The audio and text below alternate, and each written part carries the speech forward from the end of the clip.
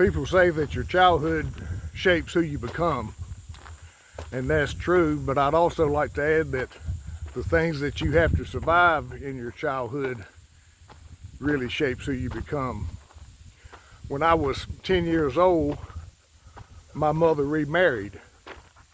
My father had died before I was 2 years old. So she deserved a life, and she found someone, and she got married. And I was, at that time, being 10 years old, like I said before, I was really looking forward to having a dad. And as soon as we got to Greenville and settled in, things changed drastically right after that. My expectations of having a dad were really stricken down the first day I was over there. He turned out to be very cold, very calculating, very strict, and very mentally abusive. And I wasn't going to be one to rock the boat being that young for my mother, because I knew that she loved the man. I couldn't see it, but I knew she did love him. And I guess the only good thing I can ever say about him was that he never laid a hand on me. But he did at one time tell me that I was probably the laziest white boy he ever knew. So the saving grace about all this was that since I was 10 years old, I had already formed a lot of my character up till that age. And if it hadn't been for some of the people that had been in my life up until that time, I think it could have greatly affected me. And if I'd have been younger than 10, when he would have had more of an influence on me, I think my life would have turned out to be quite a bit different. I had an older brother, and he was very significant in my life. But after 2 years being in Greenville, after my mother had remarried, he went off to college. And that's when things really drastically changed for me, because really at that time I really didn't have anybody else to talk to in the house. So I just I withdrew from the house and just made sure that my life outside the house was one that I could deal with. The men that I had at church that were mentors and their sons, I became good friends with them. And there was especially one that was at church, and his name was Chester Don Worthington. And he played a significant part in my life, became a mentor, and really became just a strong advocate for me. Not advocating to anybody outside, but I just knew that he had confidence and admiration, for my work ethic. He had a large tobacco farm, and I started working out there, and he just gave me a lot of responsibilities at a younger age that he didn't give to some of the boys that were my age, those types of responsibilities. So he just had a lot of confidence in me, and he stayed really a mentor for me really my entire life, or his entire life. He's passed away in the last 3 or 4 years, but it was a significant part of who he was. But anyway, I made it through the high school years. Had no communications in the house with the stepfather. I really don't think about it much, because if I think about it, I actually start getting a little bit frustrated and kind of mad about the whole situation, because it was so uncalled for treating a child that way. It was just ridiculous. But anyway, when I got to college, I went off to a junior college, went off to Lewisburg, because the reason I had done that, because I was just going to get away, because even earlier, when my mother started recognizing what was going on, she'd even asked me if we needed to leave, and I told her we couldn't do that, because even at that age, coming from the rural area that we were and what she'd been through, I knew that our financial situation was significantly different, and different being better. So I wasn't going to rock the boat on that. So I just said, let me just get through high school and we'll just work on getting me out of here. And she kind of went along with that. So hence I ended up going to Lewisburg, which was a junior college. And I stayed there 2 years. And then I transferred to NC State, followed my brother's footsteps. He was in FarmHouse Fraternity. I joined the fraternity, and that's where things really changed for me. I'd say the 4 years that I was there in Raleigh, because I went on to graduate school for a couple of years as well, but the relationships that I formed during that 2 years are some of the best relationships, lifelong relationships that I've ever had, and even until this day.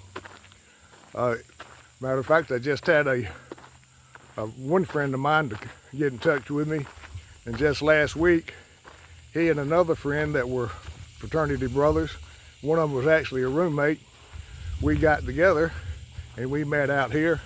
Hadn't seen one of them for 46 years, but it was just like yesterday. Share a little something with, because this fella right here I hadn't seen in 45 years until today. And Tayback, I just got up with probably a couple, 3 months ago, and I didn't even know he was in the area, and he'd been around here for 25 years. I thought he'd gone somewhere out west. But we were all in FarmHouse Fraternity at NC State, and one of the things I wanted to talk about was, especially like with Mark right now, hadn't seen each other in 45 years until today, and at the time we were getting to know each other at FarmHouse, and how we've kind of bonded, and then we get here today and it's like we hadn't seen each other until day before yesterday. Yeah. So what are your thoughts on that, if you elaborate a little bit? One of the best things, I grew up and I only had sisters. So when I pledged FarmHouse and found out, I had 65 brothers, and this was a group of guys you were close with. And, Doug had pledged the semester before me, so he was real active, we'll say, with the pledges. But it was a great group. I mean, we've reminisced today, and I think back, a lot of these guys, just talk about different events happen, but we went to ball games together, we ate together, and the way the house was then, it was an actual house, unlike you go today and they're like little apartments and the guys don't interact. So, I mean, we'd watch TV in the evening, we'd have a dinner. It was a good group of people. Those triple bunk beds. Yep. Oh yeah, and I had the top one. And if I was there today, I'd be on the bottom. Ain't no way to climb up the top. But Doug and I, we were both active and stuff. That's a good word. But we reconnected over Facebook over the years, and he has some opinions very similar to mine. So I aimed and said, hey, I go to, me and Julie and our kids and all grandkids, we go to Emerald Isle. For 45 years I've been going. And I called him and said, hey, I'm going to be there. It ain't that far. Can we get together? So he said he'd line it up. So Tim was actually my first little brother. I had two. I had Tim, then I had Clark Coyer. And he was almost my age, but he transferred into the state. And then I think senior year, he wasn't in school for a little while and then came back. But I always thought he went back to Connecticut because Doug said, oh, he lives close. I said, man, I hadn't thought about him. Well, the way I got back up with Tim, we had an apartment my last semester up there, and he had stopped school because he had to work. He was trying to save a little bit of money, and the last time I saw him before I moved out, he was driving off in his Jeep going to work because he was working for a survey crew. And I just assumed he probably didn't ever go back to school, moved back to Connecticut. Yeah. And then I had a guy out here that was talking to me about some of my longleaf stuff. And he said, well, one of the best guys that you can probably talk to about this stuff is Tim Tayback.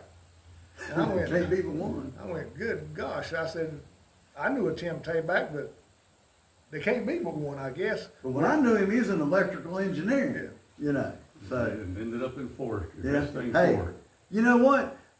Getting in wood products for me, I left chemical not due to grades, but I went industrial engineering, and it's the best thing ever happened to me. I mean, if you ask me, if I went back to NC State, I'd do the same degree I got, because it's been very good to me.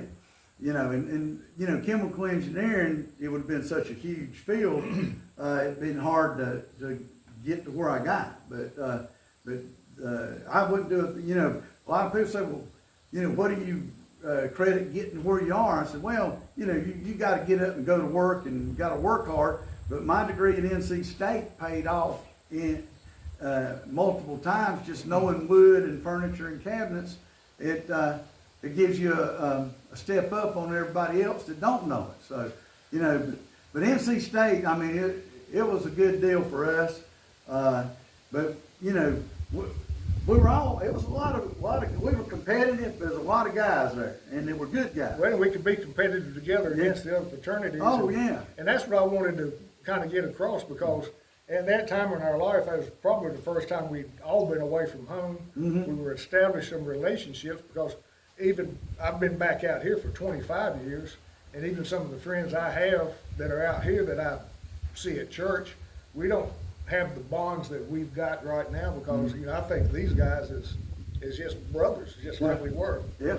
And that was just a huge part of growing up at that time, and the relationships that you can form. So that was kind of the point I wanted to get across, and we're still doing it today. Yeah. So, There's no doubt everybody was an individual, but we got together, you know, the folks. And living in that fraternity house, it was actually a business. I mean, the association owned the house, but the group of guys there, we had to pay for it, the insurance, all the bills, and we learned responsibility, because you wasn't in the dorm where they do everything. I mean, we had a cook, we had to make sure she got paid. I mean, because our fraternity was not owned by the university. right. And we had to do it all. I mean, we did the repairs. We did the yard, everything. We Yeah. were off campus.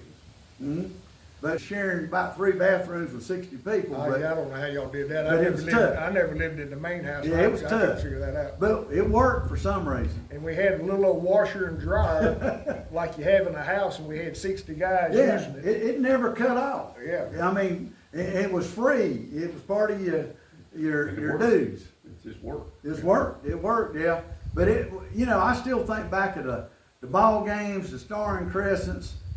Everything we did was fun. We would get like a city bus, and the farmhouse, we would ride the bus to Carter Finley, because at that time it was just Carter, I guess. You couldn't walk to it. It was 5-6 miles from And you campus. didn't have the end zones. I mean, it was just the two side stadiums, Yep. bleachers and all. So yeah, that bus ride was a big part of that Yep. weekend. Yeah, the big thing was Old Naylor driving that thing. you couldn't get drink too much at the game, because all them buses looked alike when you came out. So you had to be able to find that bus, you know. Yeah, I've chased them down. Yeah, to said, get on. hey, which one? Well, I appreciate you guys Oh, it's been great. saying a little something about Yeah. it, and Well, we're gonna do it every year. we'll Yeah. well, maybe we can do another one next year. Yeah. So